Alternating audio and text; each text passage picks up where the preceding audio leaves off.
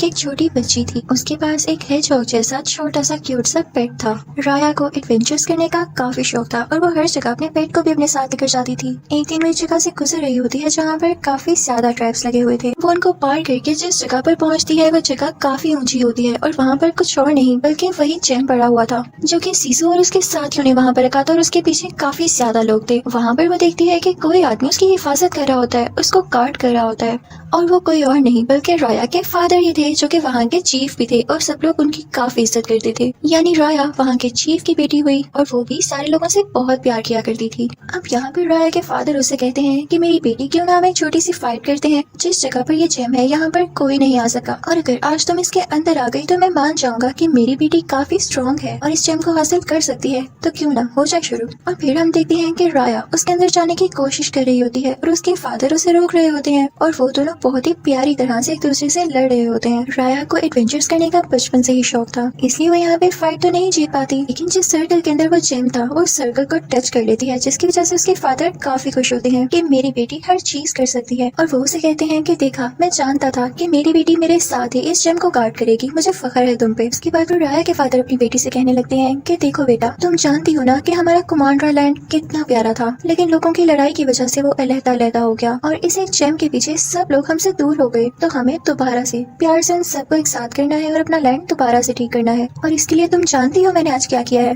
मैंने एक बहुत बड़ा डिनर रखा है जिसमें मैंने बाकी सारे लैंड के लोगों को भी बुलाया है और उम्मीद है कि सब लोग आप इसमें सुलह कर लें, तुम भी दुआ करना। अब हम देखते हैं कि डिनर स्टार्ट होता है और तरह तरह के खाने लगाए जाते हैं। वहाँ पर बाकी लैंड के भी लोग आते हैं। इसी तरह किसी दूसरे लैंड की चीफ की भी बेटी होती है जिसकी एज बिल्कुल राया जितनी ही होती है।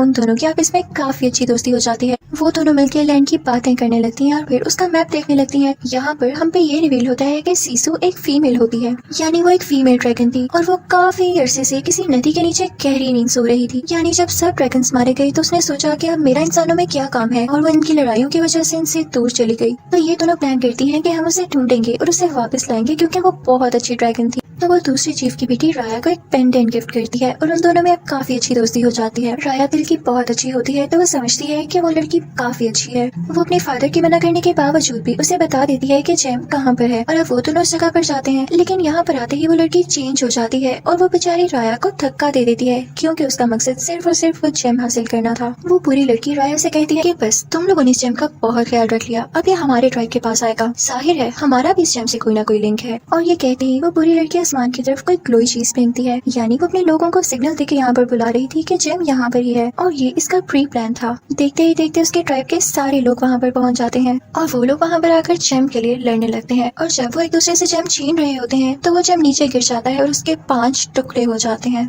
जब राया के फादर वहाँ पर आते हैं तो ये देख के काफी सैड होते हैं और सबसे बुरी बात ये थी कि उस जेम के टूट जाने की वजह से वो इविल स्पिरिट्स दोबारा से जिंदा हो चुकी थी और उन पर अटैक करने वाली थी। अगर वो लोग जल्द कुछ ना करते तो वो उनको दोबारा से पत्थर में बदल देते और अब तो ये जेम भी टूट चुका था तो वो खुद को ठीक कैसे करते। तो राया के फादर जल्दी से जेम का एक टुकड़ा उठा के उन इविल के सामने करते हैं जिसकी वजह से वो इविल उनसे दूर होने लगते हैं और कुछ टाइम के लिए वो अपनी बेटी को, अपने किंगडम को, खुद को प्रोटेक्ट कर लेते हैं। अब वहाँ पर बाकी ट्राइब के भी जो लोग आए होते हैं वो भी एक पीस उठा लेते हैं और खुद को प्रोटेक्ट करने के बाद वहाँ से भाग जाते हैं। उन्होंने जरा ख्याल नहीं किया कि राया के फादर ने किस तरह से उन लोगों को डिनर पर प्यार से इन्वाइट किया था, लेकिन यहाँ पर तो वो लोग लड़ाई करने आए थे, उस जेम को लेने आए थे। जब राया के फादर उन इविल स्पिरिट से सबको बचा रहे थे तो उस दौरान लोग काफी जख्मी हो गए थे। अब वो भी राया के साथ उन लोगों के पीछे भाग रहे होते हैं, लेकिन जख्मी होने की वजह से उनसे भागा ही नहीं जाता। तो वो वहाँ पर अपनी बेटी राया से कहते हैं कि मेरी प्यारी बेटी, मुझे तुम पे बहुत ट्रस्ट है। मैंने तो उस दिन ही ये जान लिया था कि मेरे बाद तुम इस जेम की हिफाजत करोगी। मैं यहाँ ही रुक रहा हूँ और आगे से तुम्हें इस जेम को और अपने किंगडम को प्रोटेक्ट करना होगा। और इसी के साथ वो अपनी बेटी को उसी जेम के साथ उस रिवर में धक्का दे देते हैं और तभी वहाँ पर वो इविल स्पिरिट्स आती हैं जो राया के फादर को पत्थर का बना देती हैं। अब यहाँ पे सीन चेंज हो जाता है। तो ये थी सारी पास्ट की बातें जो कि राया खुद बता रही थी और अब राया बड़ी हो चुकी थी,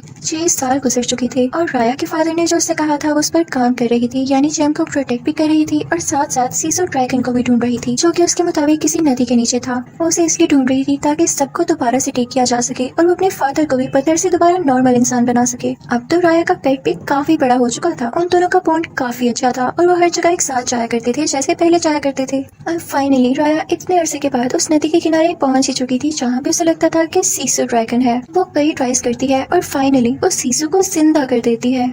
वो आती है और सीसू से प्यार से कहती है कि मैंने तुम्हें कहाँ कहाँ नहीं ढूंढा, अब तुम जिंदा हो ही चुकी हो तो मेरी सारी बातें सुनो, मैं काफी परेशान हूँ और तुमने मेरा साथ देना है। यहाँ पर हम देखते हैं कि सीसू बहुत ही ज्यादा क्यूट ड्रैगन होती है और जैसे ही वो जेम को देखती है तो वो खुशी से पागल हो जाती है और कहती है कि ये तो वही जेम है जो कि हमने बनाया। वो ग्लो करने लगती है ब्लू लाइट में। तो राया कहती है कि हाँ, मैं यही चाहती हूँ कि आप लोग इसको दोबारा से बनाएं ताकि मैं अपने फादर को ठीक कर सकूं। 6 साल हो चुके हैं, वो पत्थर के बने हुए हैं। तो साथ ही सीसू इनोसेंट एक्ट करने लगती है और कहती है कि इसे तो मेरे भाइयों ने बनाया था और मैं काफी छोटी थी और मैंने तो उनके साथ मिलकर उन एविल से सिर्फ लड़ाई की थी। तो सीसू कहती है लेकिन एक हाल जरूर है, अगर मुझे इस जेम के सारे पार्ट्स मिल जाए तो मैं इसे जोड़ सकती हूँ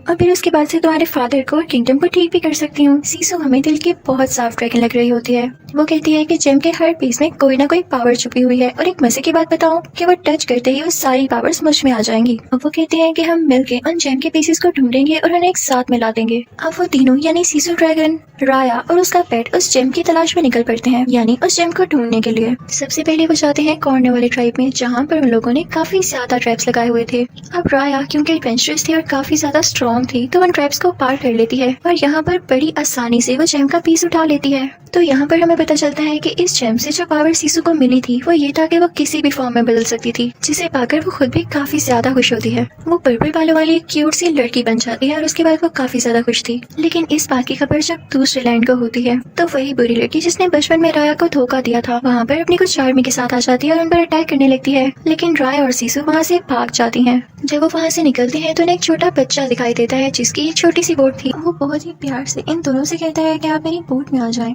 लेकिन राया सीसू ड्रैगन से कहती है कि कभी भी किसी पर ट्रस्ट मत करना। लेकिन वो लोग देखते हैं कि बोट काफी आहिस्ता चल रही होती है। तो सीसू ड्रैगन जो कि स्विम कर सकती थी पानी में जाती है और दोबारा से ड्रैगन में बदलकर उस बोट को धक्का देने लगती है, जिससे वो बोट तेजी से चलने लगती है। वो छोटा बच्चा उन दोनों से कहता है कि उन एविल्स ने मेरी फैमिली को भी पत्थर का बना दिया और अब मैं इस दुनिया में बिल्कुल अकेला हूँ। उन तीनों में काफी अच्छी दोस्ती हो जाती है और वो अपना सफर एक साथ बातें करके गुजारते हैं। अब वो लोग पहुंच चुके थे तीसरे ट्राइब में यानी लैंड के तीसरे हिस्से में। राया सीसू से कहती है कि तुम बोट में ही रहो, मैं वहाँ जाकर देखती हूँ। लेकिन यहाँ पर उसके सामने एक छोटी बच्ची आ जाती है जिसके पास 3 छोटे छोटे मंकीज थे।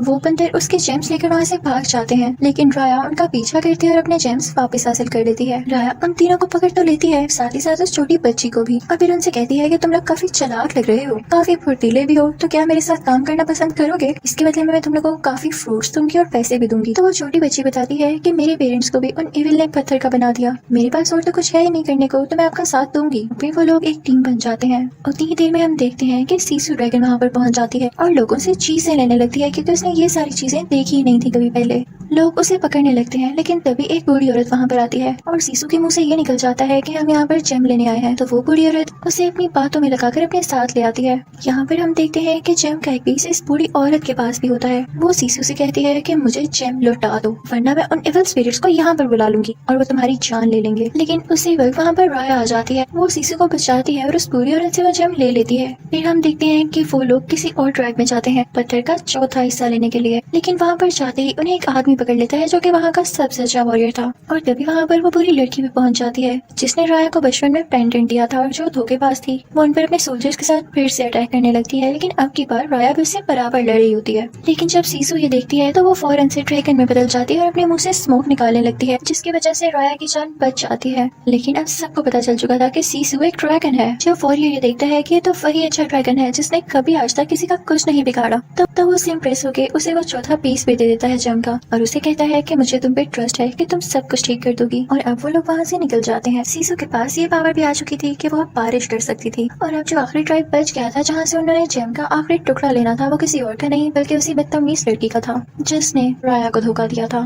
तो सीसू से आइडिया देती है कि देखो ऐसे क्या पता हमें वो जेम का टुकड़ा ना मिल पाए, क्योंकि वो लड़की काफी तेज है, तो क्यों ना हम उसे सुलह कर लें, उससे मिलकर वो जेम का टुकड़ा ले लें, क्योंकि बाकी 4 टुकड़े तो हमारे पास ही हैं। हम उसे कहेंगे कि ये हमें लौटा दो और हम इसे मिलाकर अपने किंगडम को अच्छा बना लेंगे। लेकिन राया सीसू से कहती है हरगिज़ नहीं। सीसू राया से कहती है कि मैं तुम्हें कैसे समझाऊं कि दुनिया में अच्छे लोग भी होते हैं, तुम्हें ट्रस्ट करना होगा और क्या पता तुम्हारे ट्रस्ट करने की वजह से सब ठीक हो सके। तुम तो एक अच्छे इंसान की बेटी हो ना।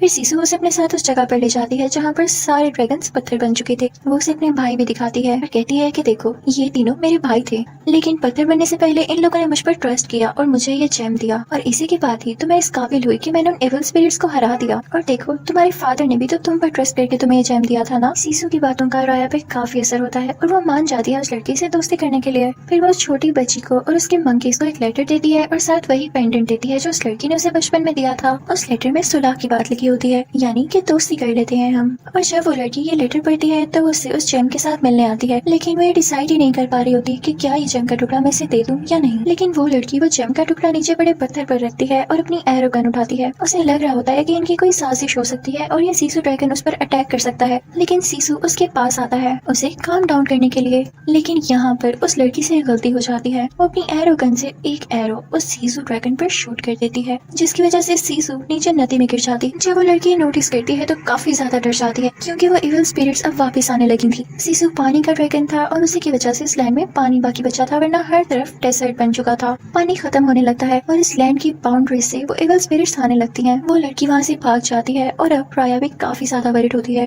जब राया को ये फील होता है कि सीसू अब मर चुकी है और उसके पास और कोई नहीं रहा, तो वो गुस्से में उस लड़की से लड़ाई करने जाती है। उन दोनों में काफी फाइटिंग होती है, दोनों एक दूसरे के साथ स्वॉर्ड से लड़ रहे होते हैं। दूसरी तरफ हम देखते हैं कि राया का पेट, वो छोटा बच्चा और वो वॉरियर जेम का एक पीस लिए हुए सबको प्रोटेक्ट कर रहे होते हैं। अंदर कैसल में राया की और उस लड़की की काफी लड़ाई हो रही होती है और राया उस लड़की को मारने ही वाली होती है कि उसकी नजर बाहर पड़ती है। वो देखती है कि पूरा शहर तबाह हो रहा है, हर तरफ इविल स्पिरिट्स ने अटैक कर दिया है। राया फौरन से बाहर जाती है अपने लोगों को पत्थर से बचाने के लिए, और अंदर हम देखते हैं कि उस लड़की की मदर को भी वो इविल स्पिरिट्स पत्थर का बना देती हैं। तो तब उसे एहसास होता है कि हम किंगडम एक ही थे, हमारा अगर कोई दुश्मन था तो वो एक ही, ये इविल स्पिरिट्स। उसे काफी दुख होता है कि काश मैं अगर पहले समझ आती तो मेरी मदर भी पत्थर की ना बनती। जब उस पर खुद ये बीतती है तो खुद भी राया का साथ देने लगती है और फिर बाहर जाकर उसी जेम के पीछे लोगों को प्रोटेक्ट करने लगती है। यहाँ पर राया को अचानक से याद आता है कि जब इन इविल स्पिरिट्स का हमला बढ़ गया था तो उन सारे ड्रैगन्स ने इस जेम में अपना अपना प्यार डाला, अपना ट्रस्ट डाला था, तो हमें ऐसा ही करना होगा। वो अपने सब साथियों से कहती है कि पत्थर का हर टुकड़ा यानी इस जेम का हर पीस दूसरे किंगडम की इस लड़की को दे दो, लेकिन सारे कहते हैं कि नहीं, हम उस पर ट्रस्ट नहीं कर सकते। तो राया कहती है कि हमें करना होगा, और इसी के साथ वो अपने जेम का टुकड़ा उस लड़की को पकड़ा देती है और उससे कहती है कि सब टुकड़ों को मिला के तुम्हें इन इविल स्पिरिट्स को हराना होगा। उसके साथी नहीं मानते और वो टुकड़ा नहीं देते, और इसी दौरान बेचारी राया खुद पत्थर की बन जाती है। जब सब लोग ये देखते हैं कि राया ने अपनी जान की कुर्बानी देकर उन्हें बचाने की कोशिश की है, तो वो सब राया की बात मानकर उस लड़की पर ट्रस्ट करके उसे पत्थर पकड़ा देते हैं, यानी वो जेम पकड़ा देते हैं। वो लड़की जेम का हर हिस्सा जोड़ने लगती है, लेकिन इसी दौरान इविल स्पिरिट्स उन सबको पत्थर का बनाती रहती हैं। जैसे ही वो जेम कंप्लीट हो जाता है, उसके पांचों हिस्से आपस में जुड़ जाते हैं, तो उस लड़की को भी इविल स्पिरिट्स पत्थर का बना देती हैं। और फिर उसके जुड़ते ही कुछ ही देर बाद वो जेम चमकने लगता है। वो जेम काफी ज्यादा ब्राइट हो जाता है और उसमें से कोई एनर्जी निकलती है और वो एनर्जी उन सब इविल स्पिरिट्स को मार देती है। और तभी वहाँ पर बारिश होने लगती है। इसकी पॉजिटिव एनर्जी की वजह से सारे पत्थर के लोग ठीक होने लगते हैं। और मजे की बात ये थी कि इसकी वजह से ड्रैगन्स भी जिंदा हो गए थे। बारिश होने की वजह से और ड्रैगन्स के वापस आने की वजह से नदियां भी भरने लगती हैं, रिवर में भी पानी आ जाता है और सब ड्रैगन्स यहाँ डांस करने लगते हैं। फिर हम देखते हैं कि सारे ड्रैगन्स और इंसान आपस में मिलते हैं, और जिन जिन की फैमिलीज पत्थर की बन चुकी थी वो लोग भी अपनी फैमिली से एक हग करते हैं। सारे काफी खुश हो जाते हैं। और फिर राया भी अपने फादर से मिलने जाती है। राया के फादर उसे इतना बड़ा देख के काफी खुश हो जाते हैं और उन्हें अपनी बेटी पर प्राउड होता है। और तभी वहाँ पर सीजो भी आ जाती है, जो कि उनसे कहती है कि चीफ, मेरे पास आपके लिए एक तोहफा है। उसके पीछे से बाकी ट्राइब के लोग भी वहाँ पर आ रहे होते हैं, जिन्हें चीफ और राया ने काफी इम्प्रेस किया था। वो उनसे सुलह करने आए थे। और यहाँ हम देखते हैं कि वो जेम भी एक साथ हो गया था और ये सारे किंगडम के लोग भी। चीफ और राया और सीजू को हम कैसे भूल सकते हैं, वो लोग काफी खुश थे। यानी एक दूसरे पर ट्रस्ट करने से, एक दूसरे का ख्याल रखने से, प्यार करने से सब चीजों को ठीक किया जा सकता है। और अगर हम साथ हैं तभी एक पावर है।